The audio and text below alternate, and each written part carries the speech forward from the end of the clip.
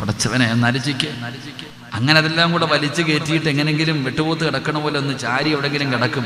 കടന്നിട്ട് ആശായ്ക്ക് വാങ്ക് വിളിച്ച് എങ്ങനെയെങ്കിലൊക്കെ എഴുന്നേറ്റ് പള്ളിയിൽ വന്നിട്ട് 20 റക്അത്ത് നിസ്കരിക്കുമ്പോഴത്തേക്ക് അത് കഴിഞ്ഞു. വീണ്ടും വീട്ടിൽ പോയിട്ട് അടുത്തത് അതും തിന്നു കഴിഞ്ഞിട്ട് എങ്ങനെയെങ്കിലൊക്കെ കുറച്ചു നേരം കാര്യമൊക്കെ പറഞ്ഞ് കിടക്കും. പടച്ചവനെ അടുത്തങ്ങോട്ട് എഴുന്നേറ്റിട്ട് രാവിലെ ഒരു തീറ്റി. നരചിക്ക്. എൻ്റെ പ്രിയപ്പെട്ടവരെ, നമ്മുടെയൊക്കെ നോമ്പ് ഇങ്ങനെ അല്ലാഹു കാക്കുമാറാകട്ടെ. ഞാൻ പറയുന്നത് എൻ്റെ പ്രിയപ്പെട്ട സഹോദരങ്ങളെ, നന്മകൾ അധികമായിട്ട് ചെയ്യും, നന്മകൾ അധികമായിട്ട് ചെയ്യ്. പരിശുദ്ധമായ റമളാൻ മാസം എന്തേ പ്രത്യേകത? എന്തേ? റമളാൻ മാസത്തെ അല്ലാഹു ആദരിച്ച മാസമാ. കളിക്കല്ലടാ ചെറുപ്പക്കാരാ, ഈ മാസം അല്ലാഹു ആദരിച്ച മാസമാ.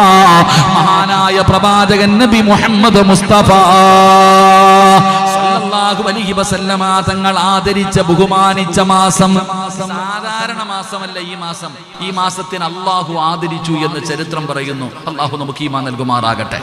അല്ലാഹു നമുക്ക് ഈമാൻ നൽകുമാറാകട്ടെ. എൻ്റെ പ്രിയപ്പെട്ടവരെ, 4 കിതാബുകളുണ്ട് ഇല്ലേ? 4 ഗ്രന്ഥങ്ങളില്ലേ? തൗറാത്ത്, ഇഞ്ചീല്, സബൂർ, വിശുദ്ധ ഖുർആൻ. 4 ഗ്രന്ഥങ്ങൾ. എൻ്റെ പ്രിയപ്പെട്ടവരെ, മൂസാ നബി അലൈഹിസ്സലാമിന് തൗറാത്ത് അല്ലാഹു കൊടുത്തത് റമളാനിന് 1 എന്ന് ചരിത്രം പഠിപ്പിക്കുകയാണ്.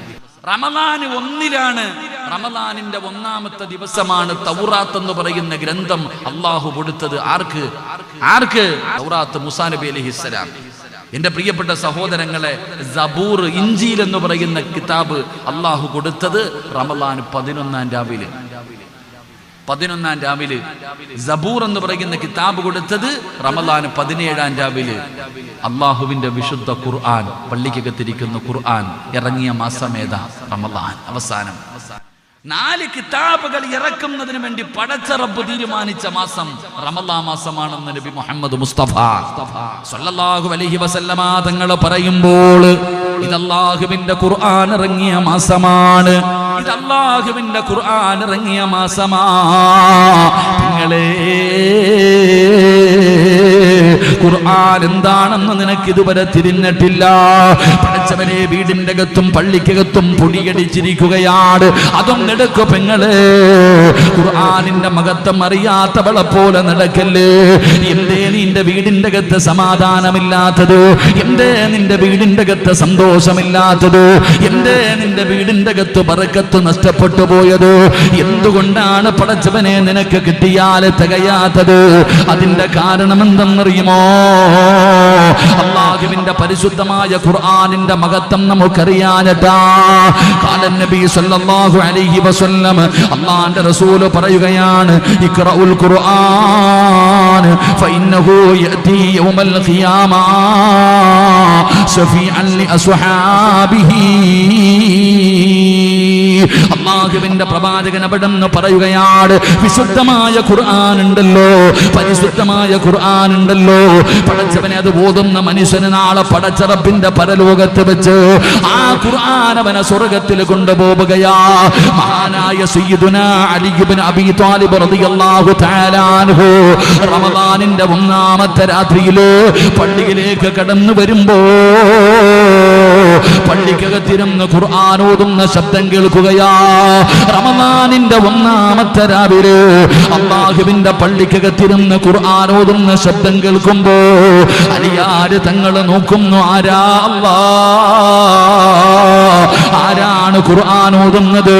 മഹാനായ സയ്യിദുനാ ഉമർ ഇബ്നുൽ ഖത്താബ് റളിയല്ലാഹു തആല അൻഹു പള്ളിക്കകത്തിരുന്ന് ഖുർആൻ ഓതുകയാ. റമളാനിന്റെ 1-ാമത്തെ രാവിലെ ആ രംഗം കണ്ടപ്പോ അലിയാര് തങ്ങൾ ദുആ ചെയ്യുന്നു, അല്ലാഹ് നിന്റെ പള്ളി അലങ്കരിച്ചതുപോലെ, അല്ലാഹുവേ പടച്ചവനെ നിന്റെ പള്ളി അലങ്കരിച്ചതുപോലെ ഉമറിന്റെ ദുനിയാവും ആഖിറവും നീ വെളിച്ചമാക്കണേ അല്ലാഹ് എന്ന് മഹാനായ സയ്യിദുനാ അലി ഇബ്നു അബീ ത്വാലിബ് റളിയല്ലാഹു തആല അൻഹു അവിടുന്ന് ദുആ ചെയ്തെന്ന് ചരിത്രം പറയുമ്പോ ഈ നാട്ടുകാരോട് പറയുകയാ, പള്ളി അലങ്കരിക്കേണ്ടത് ഇതുപോലെ ലൈറ്റ് ഇട്ടിട്ടല്ല, മനോഹരമായ ലക്ഷങ്ങളുടെ ലൈറ്റ് പള്ളിക്കകത്തിട്ടല്ല, AC വെച്ചിട്ടല്ല. പടച്ചവനെ പിന്നെ എങ്ങനെയാണ് അലങ്കരിക്കേണ്ടതെന്നറിയുമോ? എങ്ങനെയാണ് പ്രകാശിപ്പിക്കേണ്ടതെന്നറിയുമോ? ഈ പള്ളിയുടെ ഏതോ ഒരു സൈഡിൽ അലമാരിക്കകത്ത് കഴിഞ്ഞ റമളാനിൽ വെച്ചിരിക്കുന്ന ആ ഖുർആൻ അതുപോലെ ഇരിക്കുന്നുണ്ട് മോനെ. അതെടുത്തു വെച്ച് ഓതടാ, അതെടുത്തു വെച്ച് പാരായണം ചെയ്യൂ. അല്ലാഹുവിന്റെ പള്ളി പ്രകാശിപ്പിക്കൂ, അല്ലാഹുവിന്റെ പള്ളി അലങ്കരിക്കൂ. പെങ്ങളെ, ടിവിയുടെ അടിയിൽ കിടക്കുന്നുണ്ട് ഖുർആൻ, തട്ടുംപുറത്ത് കിടക്കുന്നുണ്ട്, അലമാരിയുടെ മുകളിൽ പൊടിയടിച്ച് കിടക്കുന്ന ഖുർആൻ എടുത്തിട്ടൊന്ന് തുടയ്ക്കുമ്മ, എന്നിട്ട് ഓതാൻ തുടങ്ങിക്കോ. നിന്റെ വീട് പ്രകാശിപ്പിക്കോ. നീ പറയുന്നല്ല ഉസ്താദേ സമാധാനമില്ല, എത്ര കിട്ടിയാലും തികയുന്നില്ല, ജീവിതം കണ്ണീരിലാണ്, ജീവിതം കണ്ണീരിലാണ്. എന്തോ ശാപം കിട്ടിയതുപോലെ നമ്മൾ അലയുകയാ, ഗതിയില്ലാത്ത പ്രേതമലയുന്നത് പോലെ. പടച്ചവരെ, ലക്ഷങ്ങൾ കൊടുത്ത് വീട് പണിതിട്ട് അതിനകത്ത് കിടന്ന് സമാധാനമില്ലാതെ സന്തോഷമില്ലാതെ ജീവിക്കുന്ന മുസ്ലിമേ, അതിന്റെ കാരണമെന്തെന്നറിയുമോ? നീ പറയുന്നത് സത്യമാണ്. ലക്ഷങ്ങൾ കൊടുത്ത് വീട് കെട്ടിയിട്ട് സമാധാനമില്ല, സന്തോഷമില്ല, എന്നിട്ട് പറയുക ശാപം കിട്ടി ഉസ്താദേ, പ്രാക്ക് കിട്ടി ഉസ്താദേ, സമാധാനമില്ല ഉസ്താദേ. നീ പറഞ്ഞത് സത്യമാ, നാട്ടുകാരുടെ ശാപമല്ല, നിന്റെ വീടിന്റെ അലമാരിക്കകത്ത് അടുക്കി വെച്ചിരിക്കുന്ന ഖുർആനിന്റെ ശാപം. അള്ളാഹു നമുക്ക് ഈമാൻ നൽകുമാറാകട്ടെ. സൗദി അറേബ്യ പോയിട്ട് കൊണ്ടുവന്ന് ഇങ്ങനെ വെച്ചിട്ടുണ്ട്, നിരത്തി നിരത്തി നിരത്തി നിരത്തി. എന്താ കാഴ്ച ബംഗ്ലാവാ? വീടിന്റെ അലമാരിക്കകത്ത് കൊണ്ടുവന്ന് നിരത്തി വെച്ചിട്ടുണ്ട്. തുറക്കാറുണ്ടോ നിങ്ങൾ ആരെങ്കിലും? വീടിന്റെ അലമാരിയിൽ കൊണ്ടുവന്ന് പ്രദർശിപ്പിക്കാൻ വെച്ചിരിക്കുന്ന ഖുർആൻ, അത് നിന്നെ ഇനിയൊന്ന് തുറക്കാറുണ്ടോ ഉമ്മ? അതിങ്ങനെ ശപിക്കാൻ നിന്നെ അല്ലാ തൊടുന്നു പോലും ഇല്ല. പടച്ചവനെ, ഈ പൊടിയെങ്കിലും, അതിന്റെ മുകളിലിരിക്കുന്ന പൊടിയെങ്കിലും ഒന്ന് തുടയ്ക്കാൻ. പടച്ചവനെ, നിങ്ങൾ ആലോചിക്കേ, പല വീടുകളിലും പോകുമ്പോ ഖുർആനിന്റെ ആ മുകളിലുള്ളതിന് എന്താ പറയാ? ഇവിടെ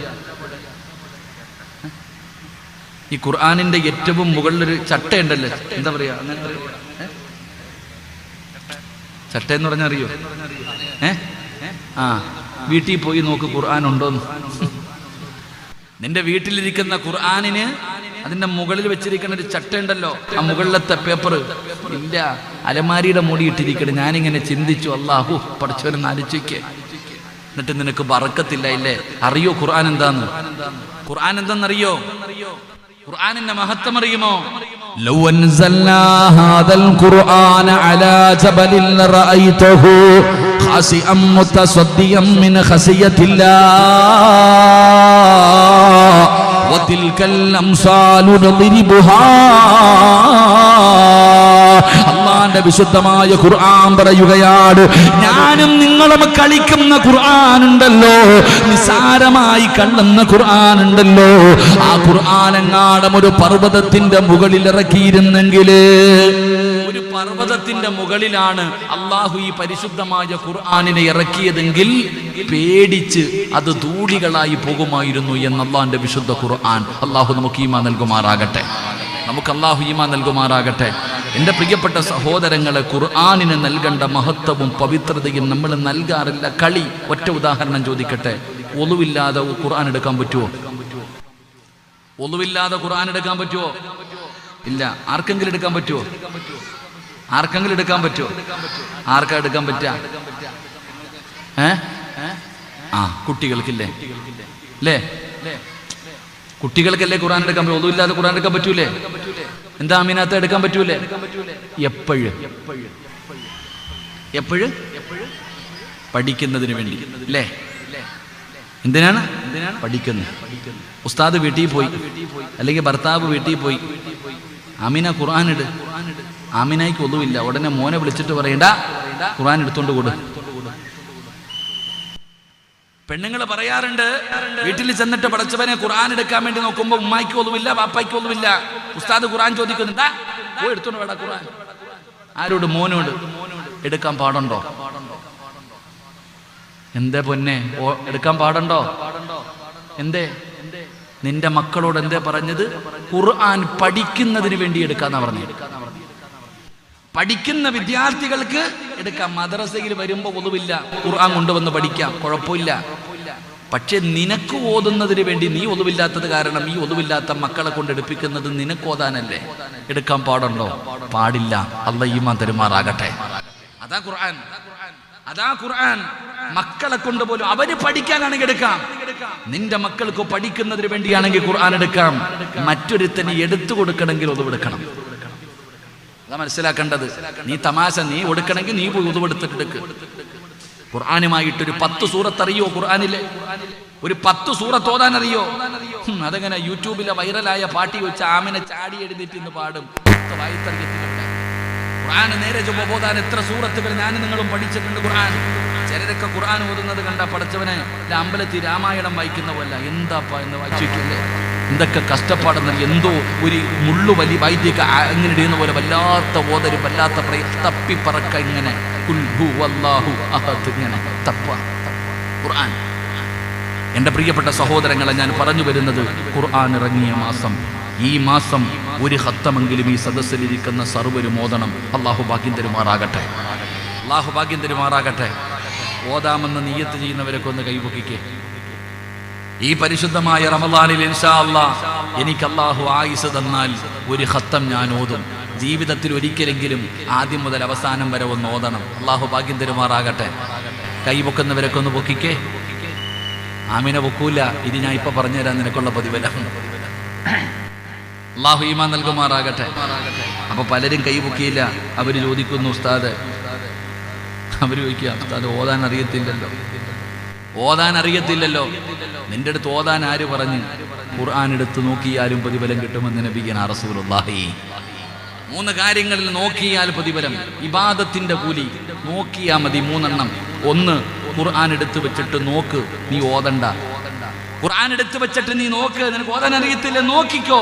ഇബാദത്തിന്റെ കൂലി അല്ലാഹു തരും. കണ്ണാടി വെച്ചടക്കണ കാക്കാമാരുണ്ടല്ലോ. ഉസ്താദെ മോനിന് കണ്ണിന് കാഴ്ചയില്ല, ഉസ്താദെ ഉമ്മയ്ക്ക് കണ്ണിന് കാഴ്ചയില്ല. ഉമ്മ ഖുർആൻ നോക്കുമ്മ, ടിവിയുടെ ഫ്രണ്ടിൽ ഇരിക്കുന്നുണ്ടാ കണ്ണിന്റെ കാഴ്ച അടിച്ചു പോകുന്നത്. അല്ലാഹു കാക്കുമാറാകട്ടെ. ആപ്പ പഠിച്ചവന് കണ്ണിന് ഓപ്പറേഷൻ. ചെറിയ കുട്ടികൾക്കൊന്നും കണ്ണിന് കാഴ്ച ശക്തിയില്ല, വലിയ പ്രയാസം. എന്തേ കാണുന്നേ? കൊച്ചി ടി വി ഇങ്ങനെ കണ്ടുകൊണ്ടിരിക്കല്ലേ 1 മിനിറ്റ്. തിന്നുമ്പോഴും ബാത്റൂമിൽ പോകുമ്പോഴും അപ്പം തന്നെ തിന്നുമ്പോഴും. പ്രായമുള്ളവരുടെ കാര്യം പോകട്ടെ, ചെറിയ കുട്ടികളുടെ കണ്ണിന്റെ കാഴ്ച ശക്തി നഷ്ടപ്പെടുന്നു, ഗ്ലാസ് വെക്കുന്നു. എന്തുകൊണ്ട്? അവൻ ബാത്റൂമിൽ ഇരുന്നാ കളിക്കുന്നത്. മറ്റേ യൂറോപ്പിന്റെ മുകളിൽ ഇരുന്നിട്ട് കളിക്കുക, ഗെയിം കളിക്കുക. അപ്പൊ വലിയ ടാബ്.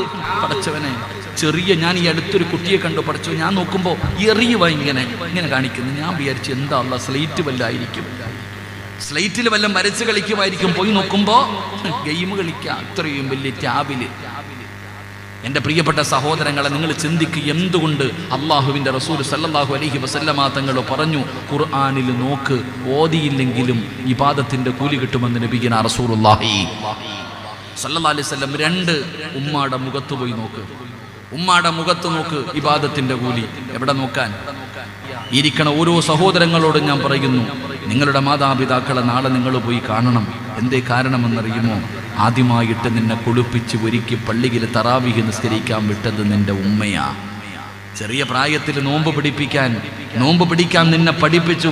വെള്ളം ദാഹിച്ചപ്പോൾ ഉമ്മ ഇത്തിരി വെള്ളം കുടിക്കട്ടെ, വേണ്ട മോനെ നോമ്പാണെന്ന് പറഞ്ഞ് സ്നേഹത്തോടെ നിന്നെ താലൂലിച്ച നിന്റെ ഉമ്മ, ആ ഉമ്മയെ നീ നാളെ പോയി നോക്കണം. അല്ലാഹു നമുക്ക് ഭാഗ്യം നൽകുമാറാകട്ടെ. മരണപ്പെട്ടവർക്ക് ഒരു ഫാത്തിഹയെങ്കിലും ഓതിയിട്ട് ദുആ ചെയ്യ്, അല്ലാഹു സ്വീകരിക്കുമാറാകട്ടെ. അതുകൊണ്ട് എൻ്റെ പ്രിയമുള്ള സഹോദരങ്ങളെ, എൻ്റെ പ്രിയപ്പെട്ട സഹോദരിമാരെ, അല്ലാഹുവിൻ്റെ പരിശുദ്ധമായ ഖുർആനിനെ ഹൃദയത്തിൽ ചേർത്ത് പിടിക്കണം.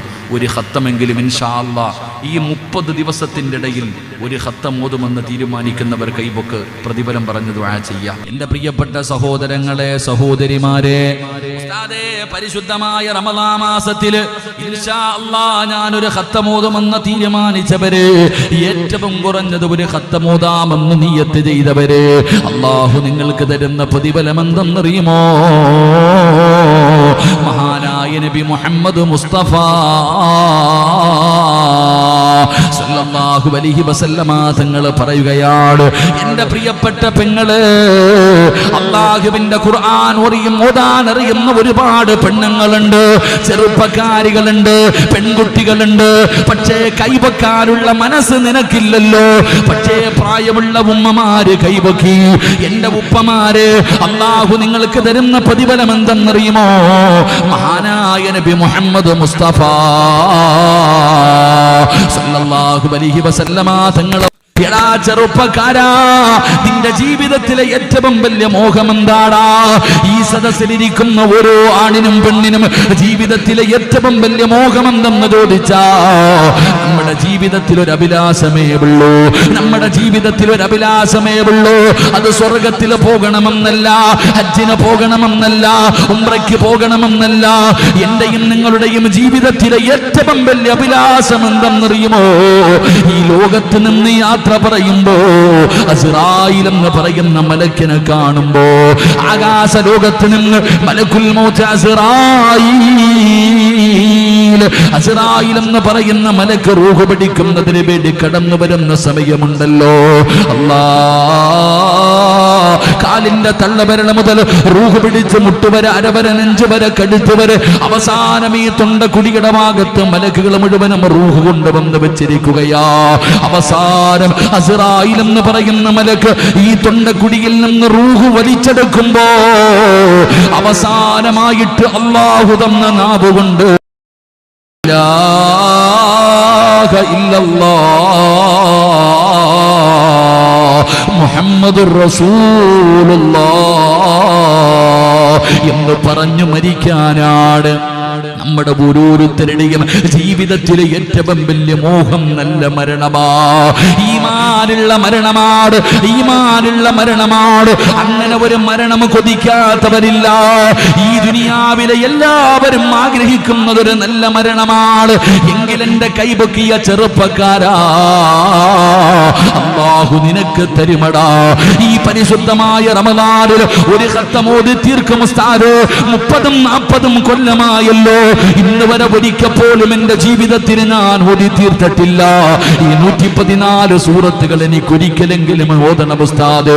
അല്ലാഹു തരുന്ന പ്രതിഫലം എന്തെന്നറിയുമോ? അല്ലാഹു നിങ്ങൾക്ക് നല്ല മരണം തരുമെന്ന് നബി മുഹമ്മദ് മുസ്തഫ. പെങ്ങളെ, നല്ല മരണമാണ്, നല്ല മരണമാണ്. രണ്ടാമത്തെ പ്രതിഫലം എന്തെന്നറിയുമോ?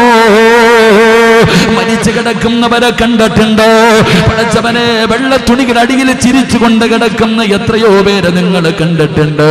അതാ വീടിന്റെ അകത്ത് 3 കഷ്ടം തുണിയിൽ പുതച്ച് കിടത്തുമ്പോ അതാ പടച്ചവനെ അവന്റെ മുഖത്തിട്ടിരിക്കുന്ന വെള്ള തുണി ഉയർത്തുമ്പോ ആ മനുഷ്യന്റെ മുഖത്തെ പ്രകാശം കണ്ടു, ആ പെണ്ണിന്റെ മുഖത്തെ പ്രകാശം കണ്ട്.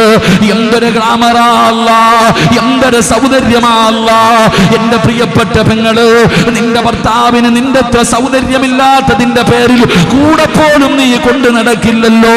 എപ്പോഴും നിന്റെ ഭർത്താവിനെ പരിഹസിക്കുമായിരുന്നല്ലോ, നിന്റെ ഭർത്താവിനെ കളിയാക്കുമായിരുന്നല്ലോ.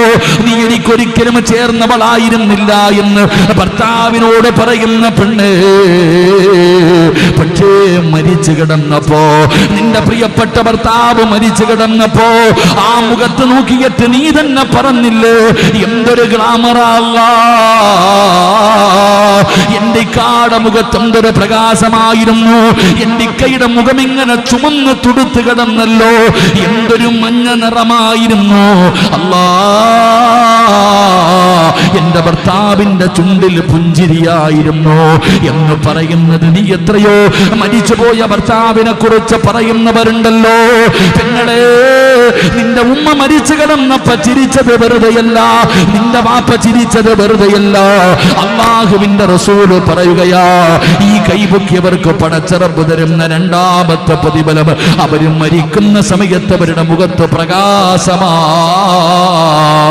അവരുടെ ചുണ്ടിൽ പുഞ്ചിരിയാണ്, അവരുടെ മുഖത്ത് പ്രകാശം, അവരുടെ ചുണ്ടിൽ പുഞ്ചിരി കാണുമെന്ന് നബി മുഹമ്മദ് മുസ്തഫ സല്ലല്ലാഹു അലൈഹി വസല്ലമ തങ്ങൾ പറയുകയാ. എന്റെ പ്രിയപ്പെട്ടവരെ, രണ്ടാമത്തെ പ്രതിഫലമാണ്. മൂന്നാമത്തെ പ്രതിഫലം എന്തെന്നറിയോ? ഈ പള്ളിയുടെ മൂലയിലിരിക്കുന്ന മയ്യത്ത് കട്ടില് നിന്റെ വീട്ടിലേക്ക് കൊണ്ടുവരുമല്ലോ. ഈ പള്ളിയുടെ ഏതോ സൈഡിൽ പൊടിയടിച്ചിരിക്കുന്ന മയ്യത്ത് കട്ടില് നിന്റെ വീട്ടിലേക്ക് കൊണ്ടുവരുമല്ലോ. ഏതോ പണക്കാരന്റെയും വീട്ടിൽ കയറുമല്ലോ. ഏത് വാഹനം കയറാത്ത വീട്ടിലും കയറുന്ന വാഹനം മയ്യത്ത് കട്ടിലാണല്ലോ. എന്റെ പ്രിയപ്പെട്ടവരെ, 3 കഷ്ടം വെള്ളത്തുണിക്കകത്ത് പൊതിഞ്ഞു വെച്ചു ആ മയ്യത്ത് കട്ടിലിൽ എടുത്ത് കിടത്തിയിട്ട് അതാ 6 പേരിൽ ലാ ഇലാഹ ഇല്ലല്ലാഹ് എന്ന് പറഞ്ഞുകൊണ്ട് നിങ്ങളുടെ മയ്യത്ത് ഈ പള്ളിയിലേക്ക് ചുമന്നുകൊണ്ടുവരുമല്ലോ. അല്ലാഹു സ്വീകരിക്കുമാറാകട്ടെ. ചെറുപ്പക്കാരാ, ഇന്നിവിടെ ഇരുന്നിട്ട് ഉസ്താദ് ഈ റമളാനിൽ ഒരു ഖത്തം ഓതാമെന്ന് തീരുമാനിച്ച നീ മരിച്ചെന്ന് കരുതുക. നിങ്ങളൊക്കെ മരിച്ചെന്ന് കരുതുക. നാളെ ഈ പള്ളിയിലേക്ക് നിങ്ങളുടെ മയ്യത്ത് ചുമന്നുകൊണ്ടുവരുമ്പോ ആര് ചുമക്കും മയ്യത്ത്? ആരാ നിങ്ങളുടെ മയ്യത്ത് ചുമക്കുന്നത്? അല്ലാഹുവിന്റെ വിശുദ്ധമായ ഖുർആൻ ഓതുമെന്ന് തീരുമാനമെടുത്ത ഉമ്മ കള്ളുകുടിയനല്ല, വ്യഭിചരിച്ച് നടക്കുന്നവനല്ല, പലിശ തിന്നുന്നവനല്ല, നമസ്കരിക്കാത്തവനല്ല, അല്ലാഹുവിന്റെ പള്ളിയിൽ കയറാത്തവനല്ല, പരിശുദ്ധമായ ഖുർആനൊന്ന് കൈകൊണ്ടുപോലും തൊടാത്തവനല്ല. ആര് ചുമക്കുമെന്നറിയുമോ? നിങ്ങൾ സാധാരണ വ്യക്തികളല്ല. പെങ്ങളെ, നിന്റെ മയ്യത്ത് പള്ളിയിലേക്ക് കൊണ്ടുവരുമ്പോ ചുമക്കുന്നത് നിന്റെ മക്കളല്ല, നിന്റെ ഭർത്താവല്ല, നിന്റെ കൂടപ്പിറപ്പല്ല, നിന്റെ കുടുംബക്കാരല്ല. അല്ലാഹുവിന്റെ മലക്കുകൾ ചുമക്കും പെണ്ണേ. ജനിച്ച കാലം മുതൽ മരിക്കുന്ന കാലം വരെ പാപം ചെയ്യാത്ത, പാപം പറയാത്ത, പാപം കാണാത്ത അല്ലാഹുവിന്റെ മലക്കുകളുണ്ടല്ലോ. നിന്റെ മയ്യത്ത് ചുമക്കും വാപ്പാ. കാരണം എന്തെന്നറിയോ? നീ ഖുർആൻ ഓതിയവനാ. ഞാൻ വെറുതെ പറഞ്ഞതല്ല. അല്ലാഹുവിന്റെ പ്രവാചകന്റെ പ്രിയപ്പെട്ട സ്വഹാബിയാണ് മഹാനായ സഅദ് ഇബ്നു മുആദ് റളിയല്ലാഹു തആല അൻഹു. ആ സ്വഹാബിയുടെ ചരിത്രം വായിക്ക്. യുവത്വത്തിന്റെ നടുവിലൂടെ നടന്നു പോയ വാപ്പ 40, 50, 60, 70 വയസ്സില്ലായിരുന്നു.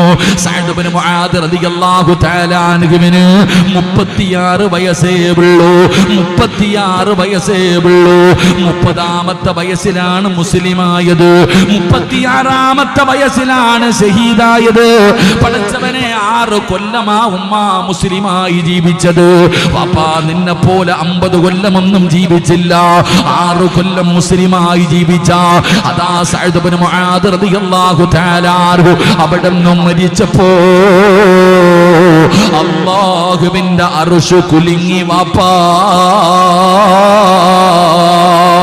ഈ ചെറുപ്പക്കാരൻ മരിച്ചപ്പോഴാണ് ഈ പ്രപഞ്ചം മുഴുവനും അടക്കി ഭരിക്കുന്ന രാജാതിരാജനായ മലികുൽ ജബ്ബാറായ സർവാധിനാഥനായ സർവാധിപരനായ എന്റെയും നിങ്ങളുടെയും പടച്ചറപ്പിന്റെ സിംഹാസനമുണ്ടല്ലോ.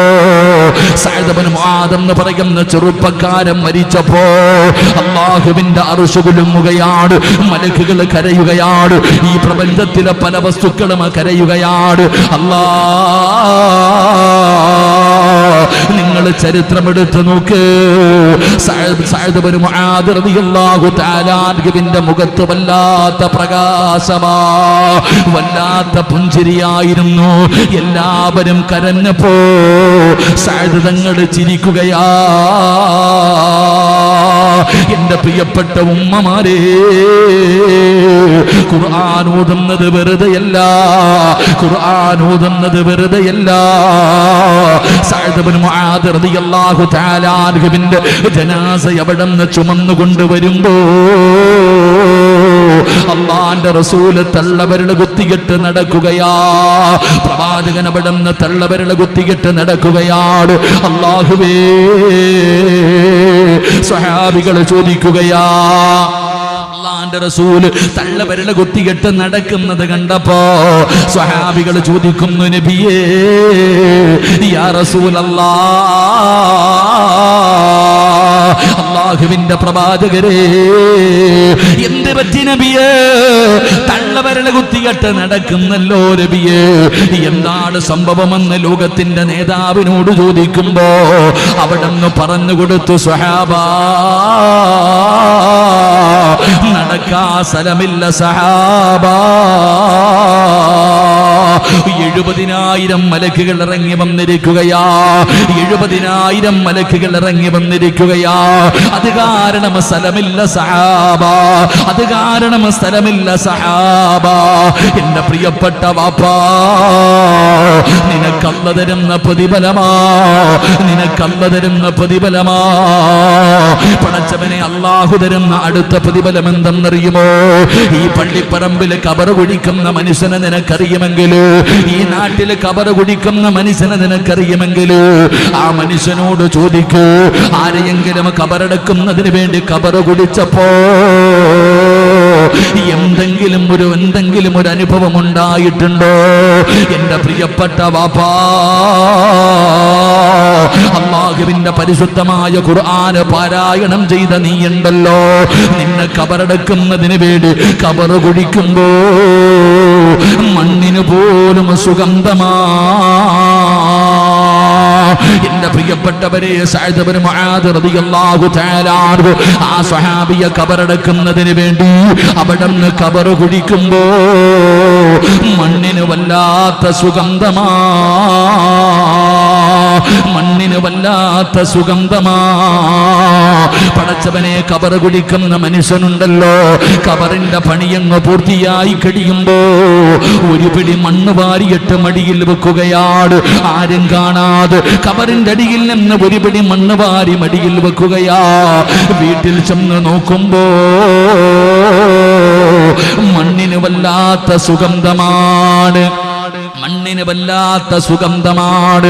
പടച്ചവനെ, കബർ കുടിച്ച മനുഷ്യനുണ്ടല്ലോ, സഅദ് ഇബ്നു മുആദ് റളിയല്ലാഹു തആല അൻഹുവിനെ സ്വപ്നം കാണുകയാണ്. അവിടുന്ന് സഅദ് തങ്ങളെ സ്വപ്നം കാണുകയാണ്. അവിടുന്ന് ചോദിക്കുന്നു, സഅദേ, നീ മരിച്ചപ്പോ അല്ലാഹുവിന്റെ അർശ് കുലുങ്ങിയല്ലോ, നിന്റെ മയ്യത്ത് കബറടക്കാ 70,000 മലക്കുകൾ കടന്നു വന്നല്ലോ, മണ്ണിന് പോലും സുഗന്ധമായിരുന്നല്ലോ. എങ്ങനെയാണ് ഈ പ്രതിഫലം കിട്ടിയത്? എങ്ങനെയാണ് ഈ പ്രതിഫലം കിട്ടിയത്? ആ സമയത്ത് അവിടുന്ന് സഅദ് തങ്ങളെ പറഞ്ഞു കൊടുക്കുകയാ, ഞാൻ ഓതിയ ഖുർആനിന്റെയും ഞാൻ പിടിച്ച സുന്നത്ത് നോമ്പിന്റെയും പ്രതിഫലമാ. അവിടുന്ന് പറഞ്ഞു കൊടുത്തെന്ന് ചരിത്രം പറയുമ്പോ, എന്റെ പ്രിയപ്പെട്ട പെങ്ങള്, നാളെ മുതൽ ഫർള് നോമ്പാ. അല്ലാഹുവിന്റെ പരിശുദ്ധമായ ഖുർആൻ ഇറങ്ങിയ മാസമാ. അല്ലാഹുവിന്റെ ഖുർആൻ എടുത്തു. നാളെ മുതൽ സീരിയൽ വേണ്ട, നാളെ മുതൽ സിനിമ വേണ്ട, നാളെ മുതൽ ആഘോഷം വേണ്ട. ടിവിയുടെ ഫ്രണ്ടിലിരുന്ന് കരയുന്ന ഉമ്മ, പ്രായമായില്ലേ ഉമ്മ, മുടി നരച്ചില്ലേ ഉമ്മ, ഒരുപാട് രോഗമായില്ലേ ഉമ്മ, മരണം എപ്പോഴെവിടെ വെച്ച് വേണമെങ്കിലും കടന്നു വരുമല്ലോ. സീരിയലിന്റെ നായികയെ കണ്ട് പഠിക്കുന്ന യുവത്വമേ, ഇന്നത്തെ യുവതലമുറയോട്, എന്റെ പ്രിയപ്പെട്ട പെമ്മക്കൾക്ക് ഞാനൊരു പെണ്ണിനെ പറഞ്ഞു തരാ. നിന്നെ പോലെ വിചാരമുള്ള പച്ചയിറച്ചിയുള്ള, നിന്നെക്കാലം കാണാനഴകുള്ള, മോഹങ്ങളും സ്വപ്നങ്ങളുമായി കഴിഞ്ഞിരുന്ന ഒരു പെണ്ണുണ്ട്, മഹ്ദി നഫീസത്തുൽ മിസ്രിയ. ഒരിക്കലെങ്കിലും വായിച്ചു നോക്കിയിട്ടുണ്ടോ? നഫീസത്തുൽ മിസ്രിയയുടെ ചരിത്രം അറിയുമോ? നഫീസത്തുമാല വായിച്ചു നോക്കൂ പെങ്ങളെ. നിന്നെ പോലെ ഒരു പെണ്ണായിരുന്നില്ലേ? മിസ്റിലെ പെണ്ണിന്റെ ഗ്ലാമർ വേറെ ആർക്കാ ഉള്ളത്? മിസ്റിന്റെ രാജകുമാരിയല്ലേ? ഇന്നും പോയി പെണ്ണെ മിസ്റിലേക്ക് പോയി നോക്ക്, ഈജിപ്തിലേക്ക് പോയി നോക്ക്. നഫീസത്തുൽ മിസ്രിയ റളിയല്ലാഹു തആല അൻഹയുടെ ഖബറിന്റെ മുകളില് അല്ലാഹ് മനോഹരമായ പൂക്കളാ. വില കൂടിയ പൂക്കൾ കൊണ്ട് അലങ്കരിച്ചിരിക്കുന്ന ഒരു കബറുകാടാ. ആ നഫീസത്തുൽ മിസ്രി ആരെന്നറിയുമോ? അല്ലാഹുവേ, പ്രഭാഷണം കേട്ടുകൊണ്ടിരിക്കുകയാണ്. ഇതുപോലെ ഒരു വഅദിന്റെ സദസ്സിലിരുന്നിട്ട് പ്രഭാഷണം കേട്ടുകൊണ്ടിരിക്കുകയാ. പ്രസംഗിക്കുന്ന മഹാൻ അവിടുന്ന് ഖുർആനിലെ ഒരു സൂറത്ത് ഓതുകയാണ്. അൽഹാകുമുത്തകാസുർ ഹത്താ സുർതുമുൽ മഖാബിർ കല്ലാ സൗഫ തഅലമൂന സുമ്മ കല്ലാ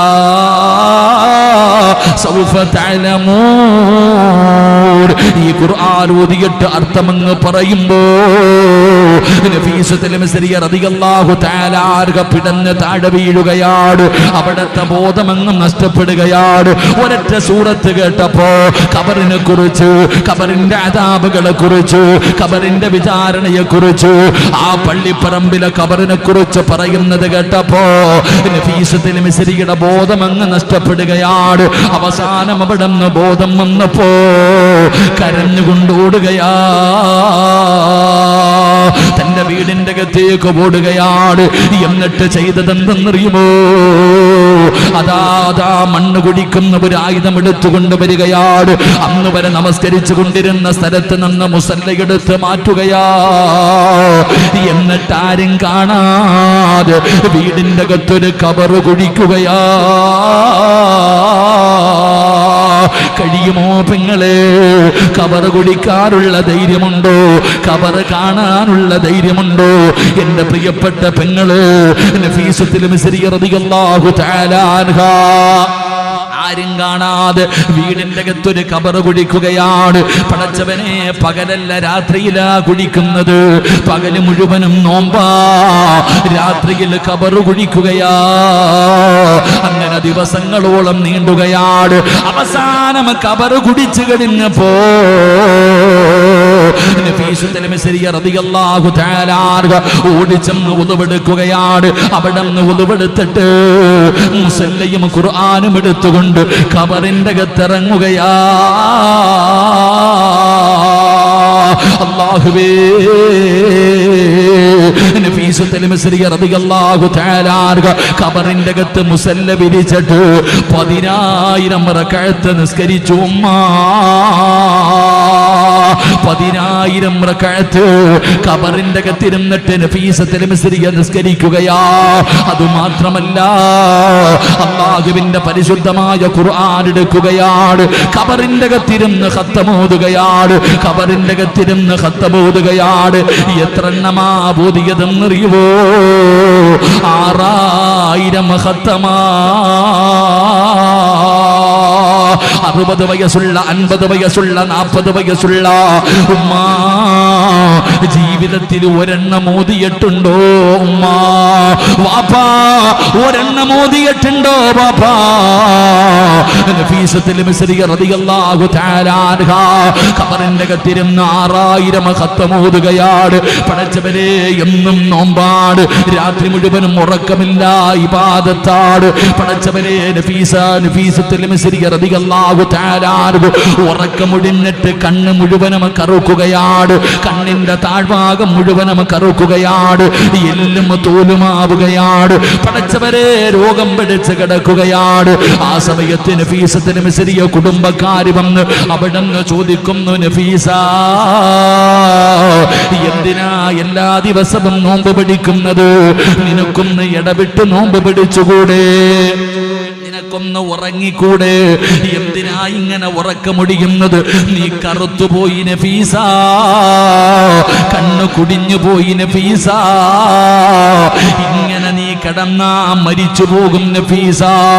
നഫീസത്തുൽ മിസ്രി റളിയല്ലാഹു തആല അൻഹയോട് തന്റെ കുടുംബക്കാര് ചോദിച്ചപ്പോ അവിടെന്ന് പറഞ്ഞ മറുപടി എന്തെന്നറിയോ?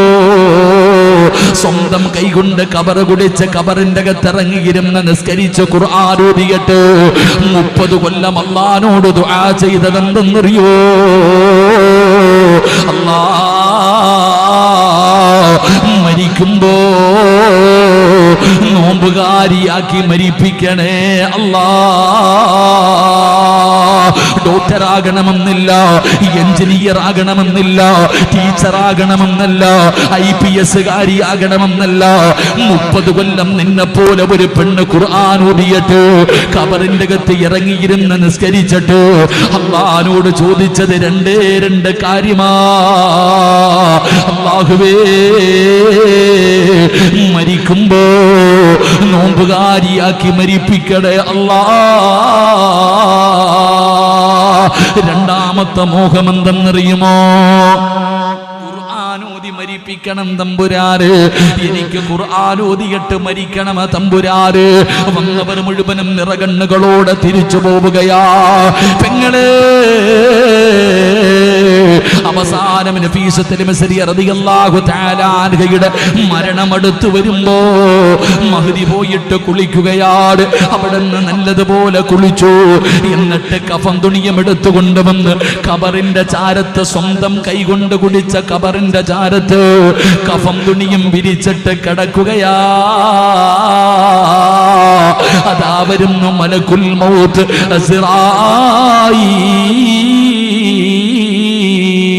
അസ്റായീൽ എന്ന് പറയുന്ന മലക്ക് കടന്നു വരികയാ. കടന്നു വന്നു. നഫീസ, അല്ലാഹു നിന്നോട് സലാം പറഞ്ഞിരിക്കുന്നു നഫീസ. മലക്കുകൾ അവിടെ നിന്ന് സലാം പറഞ്ഞുകൊണ്ട് കടന്നു വരികയാ. നിങ്ങളെ ആഗ്രഹിച്ചതുപോലെ മരിക്കുന്ന ദിവസം നോമ്പുകാരിയാണ്, മരിക്കുന്ന ദിവസം നോമ്പുകാരിയാ. 30 കൊല്ലം അല്ലാഹുവോട് ചോദിച്ചിട്ട് വാങ്ങിയതാ. അല്ലാഹുവേ, മലക്കുകൾ റൂഹ് പിടിക്കുകയാണ്, മലക്കുകൾ റൂഹ് പിടിക്കുകയാണ്. ആ സമയത്ത് നഫീസത്തുൽ മിസ്രി റളിയല്ലാഹു തആല അൻഹു അവിടുന്ന് പരിശുദ്ധമായ ഖുർആൻ എടുത്തിട്ട് സ്വർഗ്ഗത്തിന്റെ ആയത്ത് ഓതുകയാ. സ്വർഗ്ഗത്തിന്റെ ആയത്ത് ഓതുകയാ. 30 കൊല്ലം അല്ലാഹുവോട് ദുആ ചെയ്തിട്ട് നേടിയെടുത്തതാ. അവിടുന്ന് പടച്ചവനെ ഖുർആൻ ഓതുകയാണ്, അവിടുന്ന് ഖുർആൻ പാരായണം ചെയ്യുകയാണ്. എന്റെ പ്രിയപ്പെട്ട പെങ്ങളെ, മരണവേദന സഹിക്കാൻ കഴിയാതെ നഫീസത്തുൽ മിസ്രി റളിയല്ലാഹു തആല അൻഹു പിടയുമ്പോ മലക്കുകൾ ചോദിക്കുകയാ, എന്തിനാ നഫീസ കരയുന്നത്? എന്തിനാ പേടിക്കുന്നത്? എന്തിനാ വിഷമിക്കുന്നത്? യാ അയ്യതുഹൻ നഫ്സുൽ മുത്മഇന്ന ഇർജിഇ ഇലാ റബ്ബികി റാദിയതൻ മർദിയാ ഫദ്ഖുലി ഫീ ഇബാദി വദ്ഖുലി ജന്നതി. മലക്കുകൾ അവിടുന്ന് സമാധാനിപ്പിക്കുകയാ, അവരവിടുന്ന് സാന്ത്വനപ്പെടുത്തുകയാ, അവിടുന്ന് സന്തോഷിപ്പിക്കുകയാ. വഅബ്ശിറൂ ബിൽ ജന്നാ, സ്വർഗ്ഗം അവിടുന്ന് കാണിച്ചു കൊടുക്കുകയാണ്, സ്വർഗ്ഗം അവിടുന്ന് കാണിച്ചു കൊടുക്കുകയാ. അതുകൊണ്ടാണ് മഹദി മരണപ്പെട്ടത്. അതുകൊണ്ട് എന്റെ പ്രിയപ്പെട്ടവരോട് പറയുകയാണ്, അല്ലാഹുവിന്റെ ഖുർആനിനെ നിങ്ങൾ സ്നേഹിക്കണേ. ഈ റമളാനിൽ ഒരു ഖത്തമോദണ്, ഈ റമളാനിൽ ഒരു ഖത്തമോദണ്. കരുണക്കടലായ അല്ലാഹ്,